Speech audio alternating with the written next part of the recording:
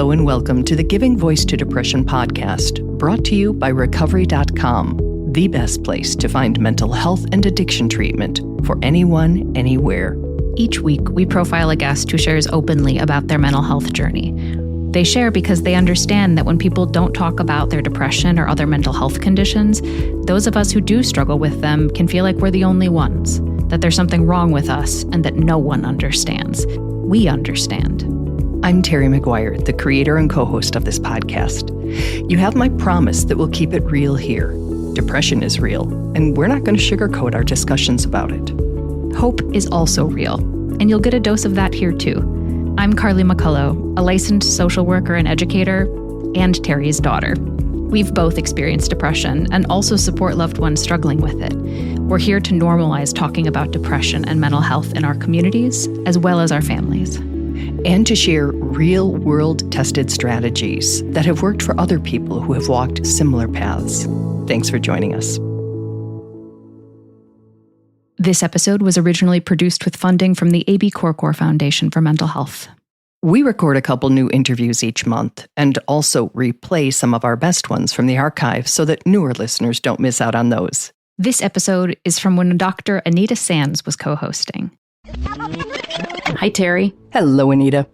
So, when discussing mental health in general and suicide in particular, we often hear about the impact of our conditions on others.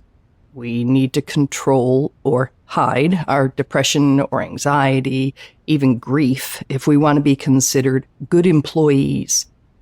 We may be encouraged to disguise our sadness from our parents and or partners because it can be seen as ingratitude for the life that they have provided. And when suicide is the topic, the idea that pain can be passed on to our loved ones is frequently brought up. Hold on. Think about your family, your friends. Your death would destroy your loved ones. And it's all true. Without a doubt, a person's mental health and their choice about how to treat or not treat and manage or not manage their depression does impact others. But we also need to focus on the depressed and suicidal individual and their lived experience. It's important to remember that we deserve to live lives worth living for ourselves, not just for others. And somehow that message often gets lost a lot in discussions.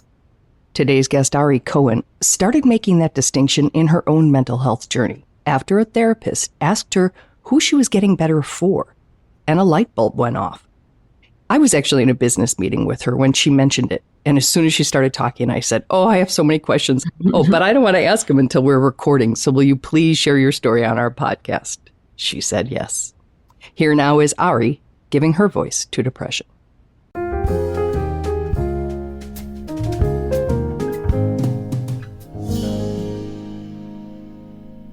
Yeah, so I'm Ari Cohen. My pronouns are she, her, hers. I'm the programs manager of the Families for Depression Awareness, and I'm a lot of other things. I'm an active community member. I'm active in the Jewish community. I'm a social worker. I'm a wife. I am a soon-to-be parent, first-time mom, long-time cat mom. And at the end of this list, I have depression. And it didn't always used to be at the end of my list. It used to be at the very beginning. Really? And maybe the only thing I ever said about who I was to people. Really? So you defined yourself that way? Yeah. When I was 11, I got this diagnosis, and it started because of intense body pain. So I was not an active kid. You wouldn't find me in the gym. So I had a sense that I shouldn't have this level of fatigue and body ache all over. So my mom and my grandma, who I lived with at the time, listened to me and brought me to the family doctor. Ari says there was nothing remarkable about that appointment, which ended with, "Thanks for coming in, get some rest, I'll check in with you later." But what I didn't know is that that doctor was calling my mom, and that based on what I was presenting with, it was likely something bigger than a physical health issue. And so they described and shared to my mom what they were seeing, which is that I had lost 10 pounds, and at 11, you should be growing, not, going in the other direction. I showed that I was really not interested in things. I was sleeping a lot more than usual. And I just was pretty numb to a lot of life. And the doctor wanted my mom to be educated before, having to tell me all of this. So that's where it really started. That's a perceptive doctor. I think there got to be a lot of kids and adults who go to the doctor with symptoms that could be something very different than what they first present as. Yeah, I'm really, really grateful. I still the doctor I see today, so I feel really lucky. Oh. And because of the severity of my symptoms, they moved towards antidepressants pretty quickly, which this is the early 2000s, so I don't think they would put a kid on antidepressants right away necessarily, but just due to how tough things felt or what it looked like, they decided to start me in that path. It was a path that, within days, led to the hospital. Now there's black box labels on antidepressants for children, which means that kids under a certain age are at more of a risk for suicidal ideation or thoughts. But at the time, that wasn't common knowledge. And so after taking the medication for 2 weeks, I had my very first suicidal thoughts. And I wasn't scared, but I told my mother and she was scared. And so this brought us to the emergency room. Ari, who remember was just 11, and her mother waited and waited in what she describes as a cold, sterile room with a security guard outside the door. But fortunately, after a few hours, I got to see a clinician who evaluated and educated us that it was likely the medication, and I was safe to go home, and we just kind of worked on changing medication from there. When you say you weren't scared, did you think it was a side effect of the medication, or were you just like, wow, I've never had this before, I'm going to tell mom? All of this felt like my norm, like quote unquote, it's just who I was. And again, I just embraced this label of depression. This makes so much sense for me. This describes who I am. And so it just didn't scare me because it was just something that happened. And luckily I was really close with the adults in my life and felt able to say, yes, I'm having this thought, this is what's going on. Good. So from there, I wasn't really getting better for me. I didn't know what getting better meant. I was just told, by doctors, this is treatment. I was also in therapy and doing a bit of that on the side. But I just was doing that because that's what I was told to do. But I also was told that I couldn't go to sleepaway summer camp if I had the severity of the symptoms that I was presenting with. And so I had this goal that I'm going to look better, do better, so I can go to summer camp. So it really kept things moving, but it wasn't always there to keep the depression away during the rest of the year. Eventually, summers end. When her 14th summer ended, Ari started high school. She was still what she calls a pretty depressed kid. I did my best, but it was pretty tough. There still wasn't, good medication for me at the time, and therapy was only okay. And behind the scenes, my dad and I were really having a hard time. My parents are divorced.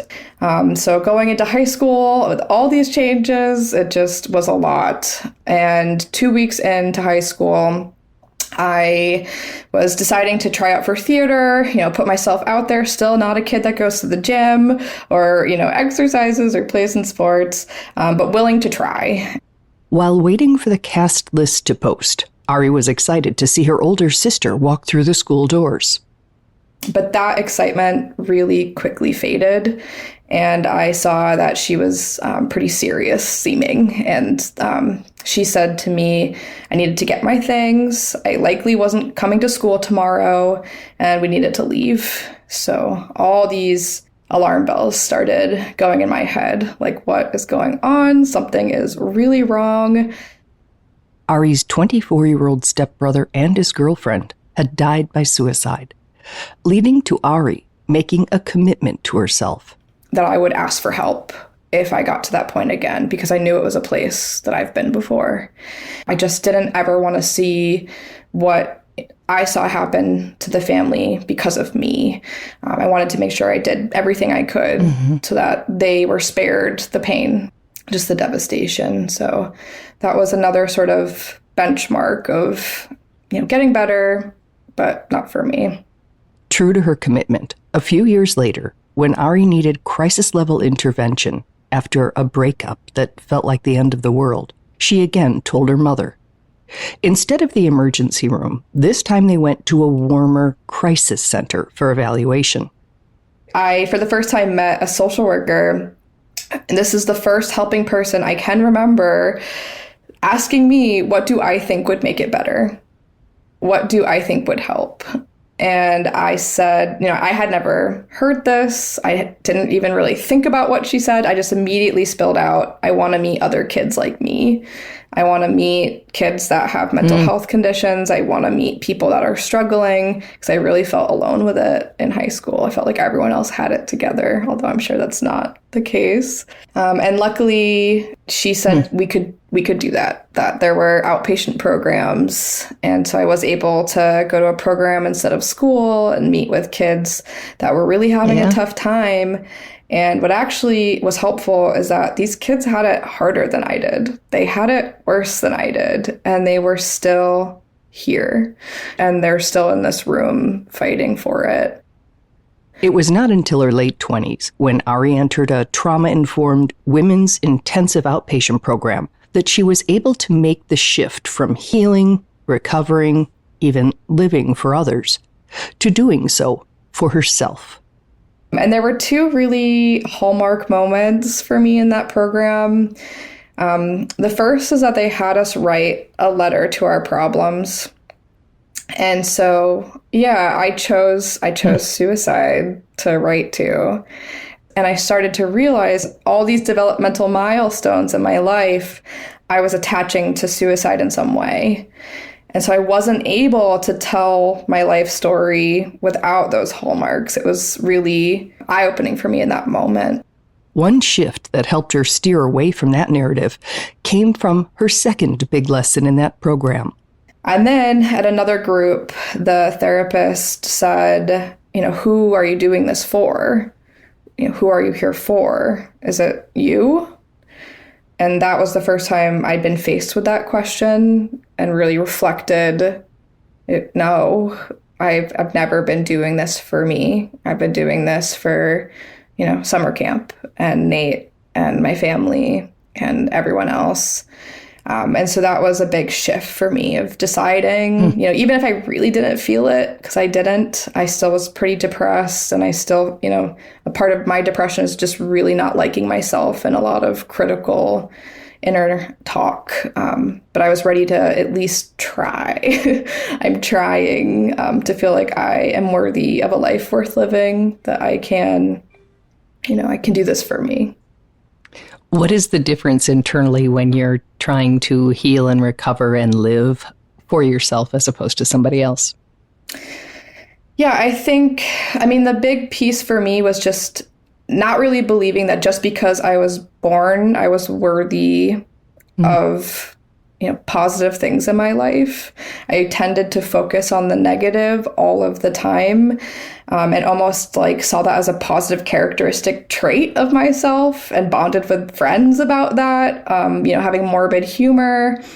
I think recognizing that I could do it for me was a bigger motivation, that I wanted to get better just because I deserve to and not because I have to for other people. So this message of doing these things for ourselves, does that make it easier or harder to do them? Yeah, I think it depends on the person, if I understand your question correctly. Motivation's a struggle with depression in general. I think when I am truly experiencing depression, that I need help. That no matter what, I need the help from someone. So even though I have intrinsic motivation to do this for myself, that I'm still, not alone with it and I can ask for help. I also live with a chronic health condition. And so when those things are coupled, it is extremely hard to take care of the basics, and they can be a domino effect in a cycle for depression or the chronic health condition to flare up. I've also done some wellness recovery action planning where you start to learn what are the signs that I'm slipping. Yeah. And so noticing, if I start canceling plans, it's usually a sign that I'm maybe not at my best. And then if it continues and I'm not, making excuses not to exercise and I'm not cleaning my house or, those kinds of things, I start to realize it's time. So I think it's a mixed bag. I think doing it for yourself, there's more responsibility, but still keeping that door open that you're not alone in it. It's a distinction worth repeating. Doing something for ourselves, including something as significant as managing our mental health, is not the same as doing it by ourselves. Yeah, I was thinking how many of us are raised like, you need me to do something, I will do it. I need to do something for me, that might at least come second, which is what I meant by my question. It's just sort of sometimes I think that depending on how we're raised and depending on how we feel about ourselves, doing it for ourselves might actually be harder. Yeah, we hear from caregivers all the time at Families for Depression Awareness that they come last. Mm-hmm. I'm always going to take everyone else's needs. You hear the oxygen mask metaphor. Yep. The one I like is you need to fill your gas tank because you eventually will run out and then your car will tell you that you've run out. And so I don't want to be stranded on the road with no gas. I don't want to put myself in a position where I can't be there for the people around me. So I think you can frame it in a way that helps it feel more like it's an action for others, even though it's really for you. If that's more familiar, right? Yeah. Yeah. So advice for other people to just sort of nudge themselves in the direction of, I need to do this for me. Yeah, that's such a nice big question. It is. So I think, making that transition looks different for every person. If you are doing it for someone else, there's nothing wrong with that. If that's what keeps you going, you're still going. But I think to slowly start to identify other parts of you, if you're like me and your diagnosis became all encompassing and the symptoms are loud and they're hard. But one of the ways we can come back to ourselves is exploring things that we are passionate about and that we enjoy. And so, I wasn't going to synagogue. I wasn't reading books. I wasn't exploring hobbies. And so just making the decision to do gentle practices. I think learning about self-compassion is a practical way that people can kind of dig in a little bit of learning how to be kind to yourself and how to make space for yourself, because we all do make mistakes. We're perfectly imperfect beings. And, there's tools out there to help you uncover that. Journaling is really helpful of uncovering narratives that you weren't aware of, like the writing to my problem. I don't think I ever would have put that together if I articulated it, but seeing it on paper that I was owning so much of my identity to these things and not seeing the rest of myself really helped. So some gentle strategies that could help, but it's definitely not one thing. I can't say this will make it better. This will change the path.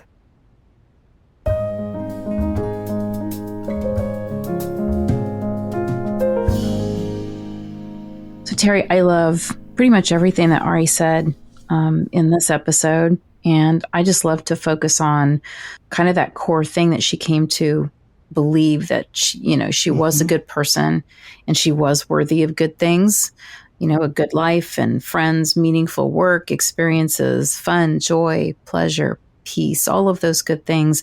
And not just because it would make other people feel better, right? If she had those things, it's okay to do things for yourself because you do deserve that. Yeah. And I loved also the hand in hand that it was for ourselves, not by ourselves, because it can be so easy to think, okay, I'm going to shift this. I'm not going to get well for anyone other than myself. I'm not going to stay for anyone other than myself, or maybe it's not for them, but also for me. But that doesn't mean that we have to be isolated. We have to figure it all out ourselves, that we can't access resources that are available to us if we're lucky enough to have some available to us. Yeah, I agree. And I also was just really impressed that, she at a young age, was able to verbalize that what she really needed when she was finally asked by someone, what do you think would help? And she really recognized being with people like myself who are going through this. That's what I really need. Yep. And I think that was so wise at such a young age to realize that. And again, it just goes back to hopefully what we see as the potential for positive power with giving voice to depression, which is this is your place. These are your people. This is the place where we understand all of this. And you can be with people who get it. So I really like that. She got that. She got that really young too. And kudos to the therapist for asking her opinion. Oh, yes. It was a great question. If we're going to pass out kudos, her mom, I mean, to create an environment where your child comes to you when she first experiences suicidal ideations and says, hey, mom, I think, something's going on here. And then later, to come back again and say, okay, I'm in a crisis situation. And the mom says, yeah, we're not doing the ER thing. I make a couple calls, find an alternative. And they did. And that warmer, more helpful environment. Yes. I thought that there were a lot of really good lessons in it, and I'm very grateful to Ari for sharing them with us.